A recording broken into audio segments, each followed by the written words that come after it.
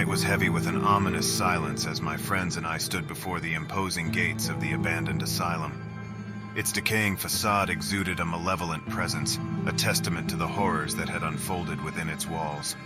We, a group of thrill-seekers consisting of myself, Mark, Sarah, and Jake, were drawn to the macabre, and the asylum beckoned to our darkest desires. Little did we know that our exploration of the forsaken building would unleash a nightmare from which there would be no escape.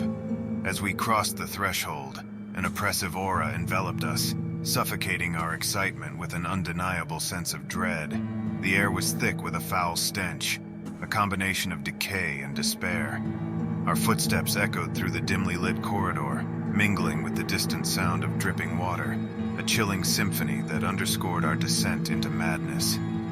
The asylum's walls, covered in peeling wallpaper and graffiti, whispered tales of long-forgotten patients who had suffered at the hands of an indifferent institution. Our flashlights illuminated the desolate hallways, casting eerie shadows that danced with a malevolent glee. The air grew heavy, charged with an unsettling energy as if the very essence of the building was cursed. We ventured deeper into the asylum, our hearts pounding in our chests, each step an act of defiance against reason. The flickering lights overhead added to the disorienting atmosphere, playing tricks on our senses. Whispers, barely audible at first, echoed through the corridors, insidious voices that spoke of pain and despair. As we explored the decaying rooms, the whispers grew louder, their sinister words intertwining with our thoughts, sowing seeds of doubt and fear. Shadows twisted and contorted along the walls, assuming the shapes of tortured souls from the asylum's grim history. Our nerves frayed, the weight of the building's malevolence pressing upon us. In a moment of morbid fascination, we entered a long-abandoned ward, the remnants of beds and medical equipment strewn about like relics of a forgotten time. The whispers intensified, their malicious intent unmistakable. A chill ran down my spine as I noticed a flickering light at the end of the corridor, a room beckoning us forward, its door slightly ajar. Driven by an insatiable curiosity, we ventured towards the room, our breaths shallow with trepidation. The door creaked open, revealing a chamber shrouded in darkness. An oppressive stillness settled upon us as we crossed the threshold, the whispers now a deafening chorus of despair. The room's sole source of illumination was a single flickering candle atop a rusted metal table.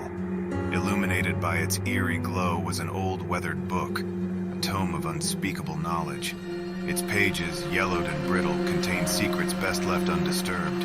A foreboding presence filled the room, warning us of the consequences that awaited those who dared to delve into the forbidden. But our morbid curiosity prevailed. With trembling hands, we opened the book, exposing its malevolent secrets to the dim light. An ancient curse spilled forth from its pages, tainting the air with a tangible malevolence. The room seemed to breathe, its walls closing in as if to trap us within its cursed embrace. A sense of impending doom washed over us, the weight of the asylum's tragic history pressing upon our souls. Whispers transformed into anguished cries, the spirits of the damned reaching out from the shadows. Panic consumed us, but it was too late. The curse had taken hold. As if pulled by invisible forces, we became pawns in a sinister game. Doors slammed shut, cutting off our escape routes. Our flashlights flickered and died, plunging us into an abyss of darkness. The room's temperature plummeted, icy tendrils of fear snaking around our hearts. The tortured souls that lingered in the asylum materialized before us, their visages twisted by anguish and rage. We tried to flee, but an invisible barrier held us captive, sealing our fate within this accursed chamber. One by one, the spirits claimed their victims, their ethereal forms merging with our own. Their agonized screams reverberated through the asylum, their torment becoming ours. Sanity crumbled, replaced by an overwhelming sense of dread and hopelessness. Time lost all meaning as we became prisoners of the asylum's curse. Days blended into nights, our existence suspended in a perpetual state of torment. The whispers, now constant and tormenting, filled our minds with hallucinations and false hope. We were trapped, forever entwined with the tormented spirits of the asylum's past.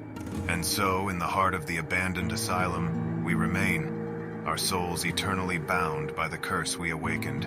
The asylum stands as a monument to our folly, a testament to the consequences of our morbid curiosity. The whispers that once seduced us now haunt our every waking moment, a reminder of the darkness that lies dormant in the forgotten corners of our world.